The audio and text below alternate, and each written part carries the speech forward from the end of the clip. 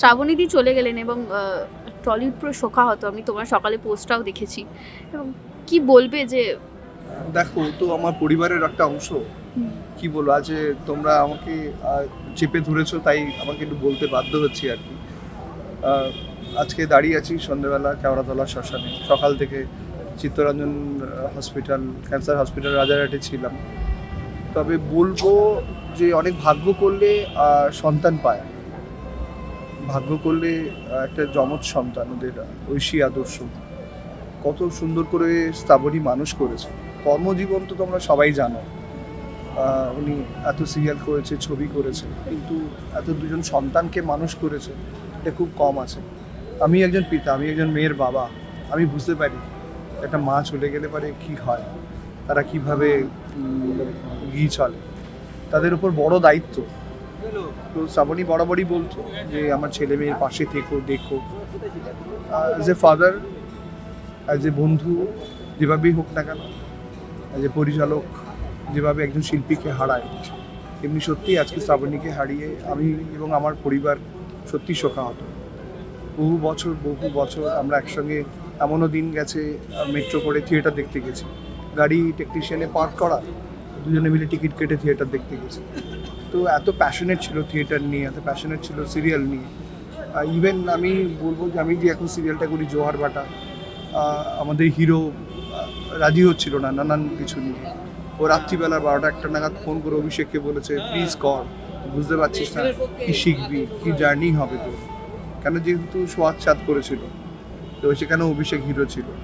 তো আমি যে একটা প্রোডাকশনে নেই, অন্য একটা প্রোডাকশনের দায়িত্ব নিয়ে, এবং এটাও শুনেছি বা এটাও জানি প্রচুর হিরোইনদের বা বন্ধু সমকালীন যারা অভিনেত্রী রয়েছে তাদেরকে ফোন করে বলতে, এই তোর কাজ নেই কেন, আমি ওকে ফোন করে দিচ্ছি, তুই যা সেখানে যা কাজ কর, আমি বলে দিচ্ছি প্রোগ্রামারকে, আমি বলে দিচ্ছি এই প্রডিউসারকে। তো সেটাও করতেন। তো রেসপন্সিবিলিটি ওর শুধু নিজের ছিল না, সংসারের ছিল না, অভিনেত্রী হিসেবে অন্য অভিনেত্রীদের নিয়ে চিন্তাও ছিল।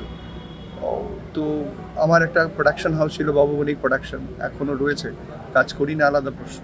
সেখানে একটা সিরিয়াল চলতো জাহানারা বলে, কালার্স বাংলায় হতো, সেখানে হিরোর মাও করেছে। তো সম্পর্কটা আরও গভীর, দিন দিন আরও গভীর হয়েছে আমার পরিবারের সঙ্গে, আমার স্ত্রীর সঙ্গে, আমার সন্তানের সঙ্গে, ঐশী আদর্শের সঙ্গে যখন মিশি, তা ওই সন্তানদের মনে হয় নিজের মতো করে আগলে নিয়েছি, আগামী দিন ভবিষ্যতেও আগলে রেখেই চলব।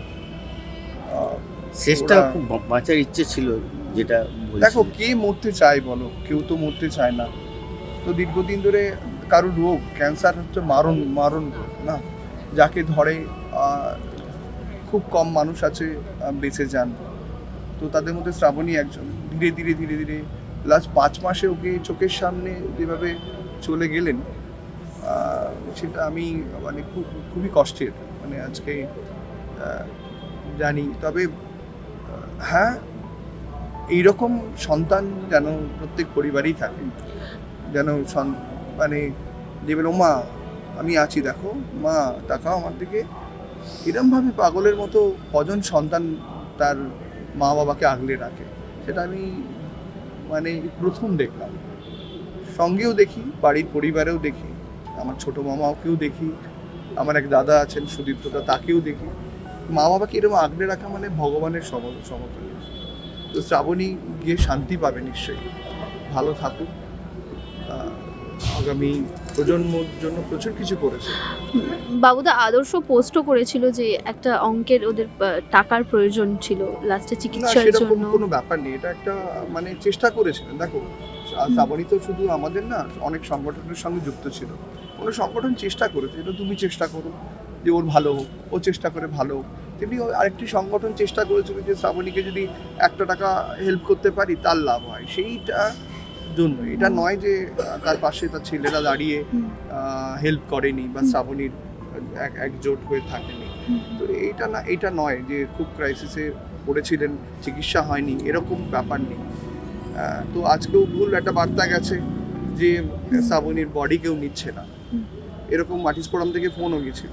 এটাও নয়, একটা ছেলে যে পাগলের মতো দিন রাত এক করে তার মার পাশে ছিল, সেটা তো দর্শনীয়। মানে আমি নিজে চোখে দেখেছি বলে, আমি প্রত্যক্ষদর্শী বলে বলতে পারছি। তো ভুল বার্তা নয়, একজন মা যেরকম এরকমই সন্তান পান, আমার শুধু এইটুকুনি বলার।